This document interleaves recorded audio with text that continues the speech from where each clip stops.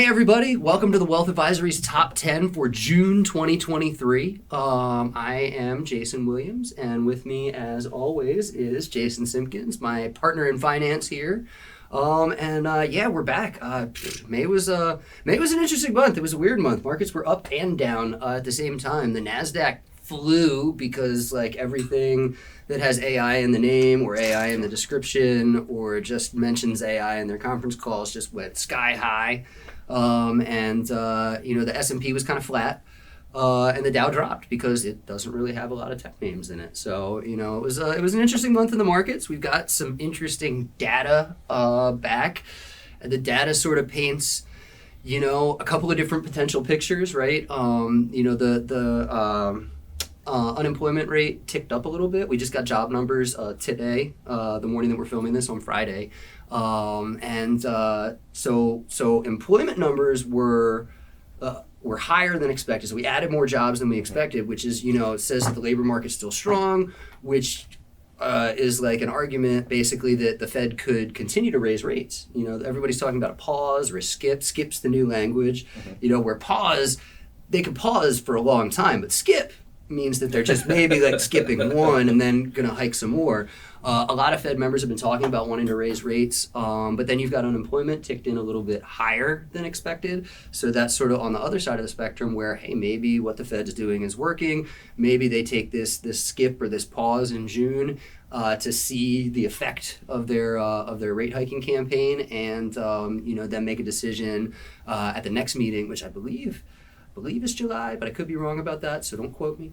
But they could pause until the next meeting or skip a meeting and then hike at the next one. They could pause and extend that pause. Or, honestly, the data does still suggest that they could raise rates this month in June. So that's sort of the recap. We had some good stocks. We had some bad stocks. Coal stocks got hit really hard. It seems like the stocks that were the favorites last year are the ones that are sort of getting sold off, people taking profits this year, coal being one of those big ones.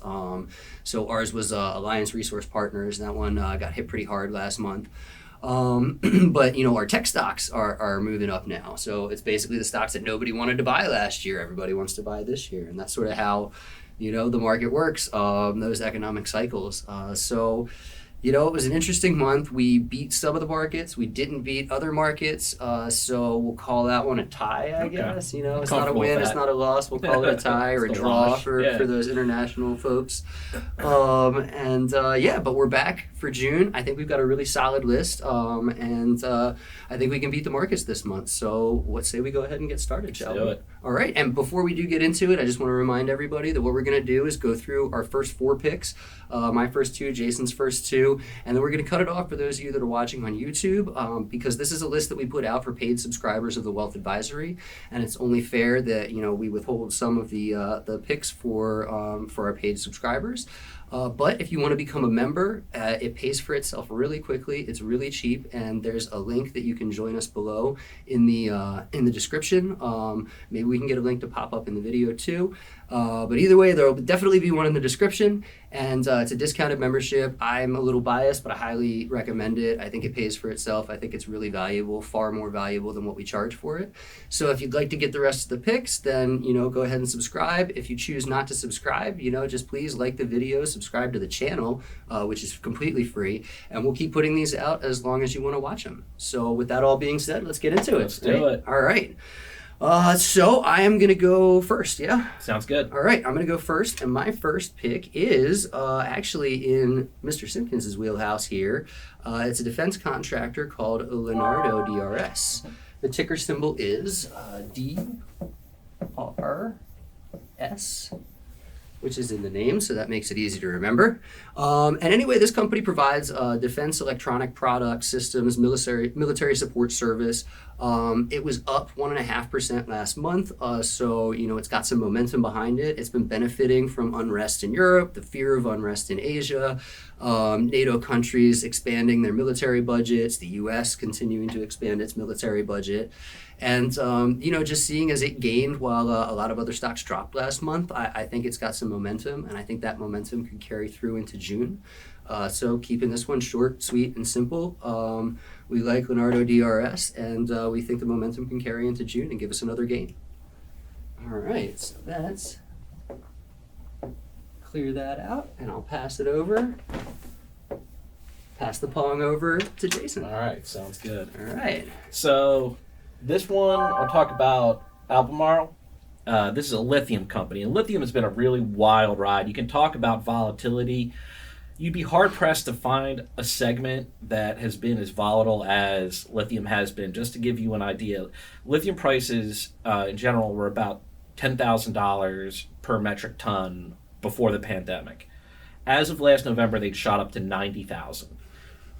By the end of April, they're back down to $24,000, and now they've come back up a little bit at about $26,000 per metric ton. So that leads me to Albemarle here, which is a company that produces lithium and lithium byproducts, lithium materials, ALB.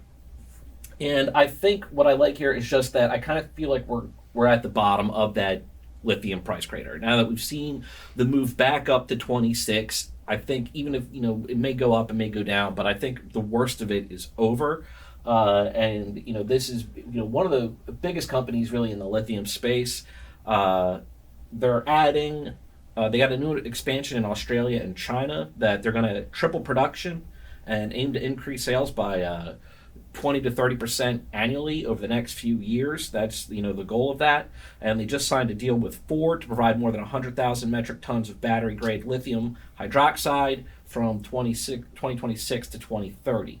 So, given that outlook, given lithium prices getting up off the mat, you kind of get this in lithium, I will say too, with the volatility, whereas the demand for lithium in batteries is going up gradually, but production, when it comes online, it comes on in chunks. So you'll go through this period where supplies tighten gradually because demand's increasing.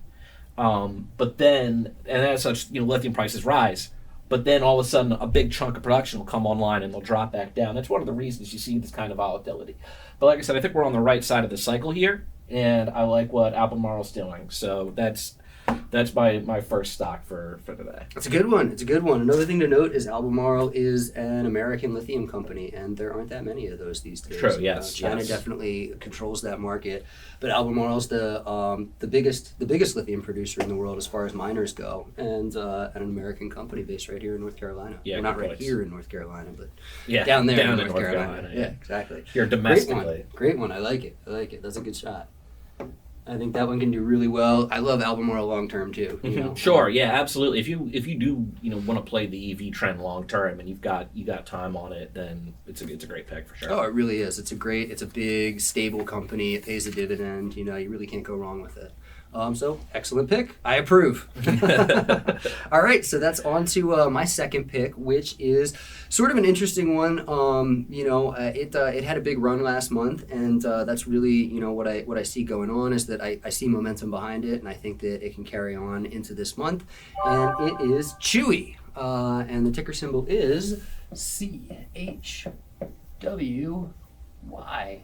I feel like the screen's further away today than usual. we got to work for it today. Or my arms got a little shorter. I don't know. It could be. But anyway, it's Chewy. Chewy Incorporated. Ticker symbol CHWY. It's our investment in online pet care. And a lot of you folks probably remember like Pets.com and how big of a failure that was. And Chewy is basically like Pets.com but successful. They launched. Basically when it was affordable to ship that kind of stuff. I would probably thank Amazon partially for that, for really getting everybody to expect free shipping and things like that, and getting the shipping companies to be a little bit more reasonable with their prices for corporate customers. But anyway, Chewy has been a great stock. It's still up. It was up really, really high during the pandemic because everybody was locked in. So how do you get your pet supplies? Well, you get them delivered. But the thing is Chewy's membership is very sticky. People who start to order from Chewy typically don't order less. If anything, they order more. And it just had a blowout quarter and provided far better guidance than the market expected. That led investors to taking shares up double digits, on the back of that report.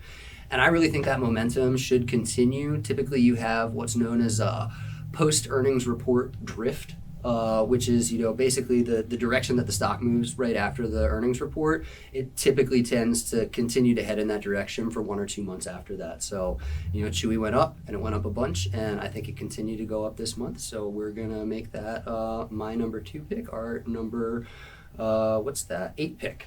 Yep. For the month. All right, so that takes it back to Mr. Simpkins. Whoops. There we go. It's sensitive. For his second pick and our final pick of the YouTube section. Okay, so this one I want to talk about is in the nuclear space. And so this is Centrus Energy. This is kind of actually a weird ticker, so LEU. Right, and for anybody who's wondering why that's LEU, why this ticker's LEU, is because that's the abbreviation for low enriched uranium, which is what Centrus originally produced. Well, there it is. And so one of the things, whenever you talk about carbon emissions, clean energy, the clean energy revolution, if you want to talk about solar, wind, it doesn't matter, because the reality is you can't fill the electricity gap without nuclear. It's emissions free, and you got to have it. And so power generation accounts for about 1/3 of carbon emissions on the planet. And over the next few years, by 2050, global power consumption is poised to triple. Okay, so that's just it. I mean, you talk about all the kind of electrification of everything. I think a lot of people would be surprised at how few places actually have or draw a lot of power, even in kind of our modern world. And that is going to change. It's going to continue to change and evolve. And you're going to have a tripling of power consumption over the next couple decades. You're not going to be able to fill in the gaps with solar and wind and stay carbon free. And if you really are going to get serious, like a lot of countries are in terms of nuclear production, that's what you got to lean on. And you've seen that in Europe, you've seen it in Asia, a shift towards nuclear as well. And then when it comes to Centrus in particular, it had a great start to the year. Net income was $7.2 million, and that swung up from a net loss of $400,000 last year. Gross profit of $23 million compared to $6.3 million in the first quarter of 2022. And they've got an order book that goes out to 2030 worth $1 billion. So they're going to be busy over the next few years as we go through this nuclear power build out, as we continue to transition to carbon-free emissions, and as power demand around the world continues to increase. So that's why I've got Centrus in here right now. I think they're in a good spot going forward. Again, another play, short-term, long-term, it'll get the job done for you.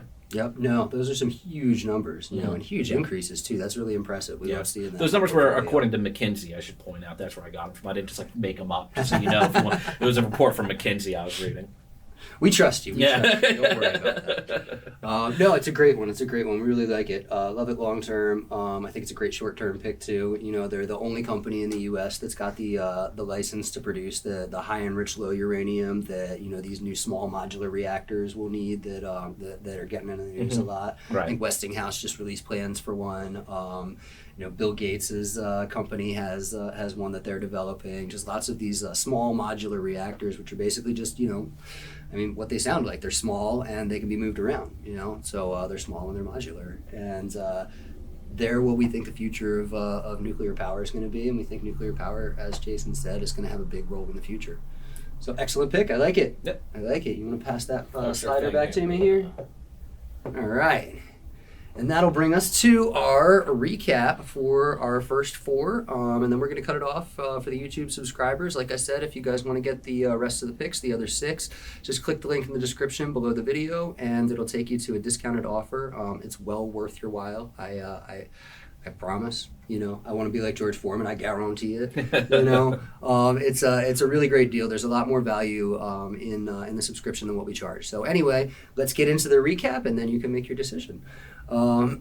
So first up is my first pick, Leonardo DRS. We really like it because it is benefiting from all the unrest. It's benefiting from all the NATO nations and the U.S. Boosting their military spending. There's fear of unrest in Asia.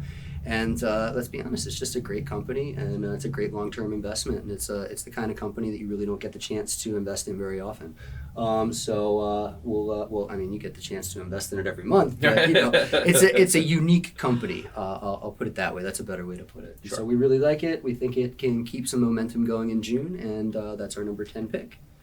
At number 9. Albemarle, yeah. Like I said, I think lithium demand, in terms of the price collapse that it's had over the since the fall, really looks to have kind of bottomed out, and I think it's getting up off the mat. Like I said, we're back up, and if you want to play lithium, this is a great way to do it. If you, like we were talking about in terms of EV adaptation and sales, lithium batteries signed a big deal with Ford.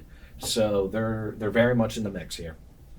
Very good company, big company, nice safe way to play lithium. You're not betting on some junior miner that you don't know. Right. If That they is even so have often the anything. play when people do talk about lithium. It's some risky, miner out in the desert of Australia or something. And there are some really good ones out there. Mhm. But what was it? I don't think he actually said it, but I feel like Mark Twain is quoted as saying that a mine is just a hole in the ground with a liar standing on top Right. of it. Yeah. Sure. So that's definitely something you always got to look out for. There are some good ones out there, though. Sure. Albemarle is definitely one of the good ones, and they've proven it over the years. So that was our number 9 pick. And coming in at number 8 is Chewy Inc., online pet care supplier. It had a blowout quarter. I think the momentum can continue, so we're going to give it a shot as our number 8 pick. And then coming in at number 7 and wrapping up the YouTube section. Yeah. Centrus Energy, another great first quarter report. Earnings up, profit up, everything that you want to see, all green lights for Centrus Energy as we kind of enter into this nuclear build-out phase that people have been talking about for a long time, but it's a long-term process, and but they're set up for the next at least, like I said, 5 years with a backlog of $1 billion going to 2030, and then everything after that. So they're very much in the mix in terms of the nuclear build out that the world's embarking on. Right, definitely, and a lot of potential government stimulus coming their way too, Yeah, as we yeah. continue to push to shift to carbon neutral fuels. Yes. Excellent, I like it. So there's our first 4. For those of you watching on YouTube, like I said, we're gonna cut it off here. But if you want to become a member of the Wealth Advisory, I highly recommend it. I know I'm biased, and I know I admit that I'm biased every time, but it really is a lot of value there. So we hope that you'll join us. If you decide not to, though, that's okay. We won't hold it against you, and we'll keep putting these out as long as you want to watch them. All we ask is that you give us a thumbs up on the video, subscribe to the channel, and then hit the bell to make sure that you're alerted when we post new videos. So thanks again for watching, and we'll see you next month.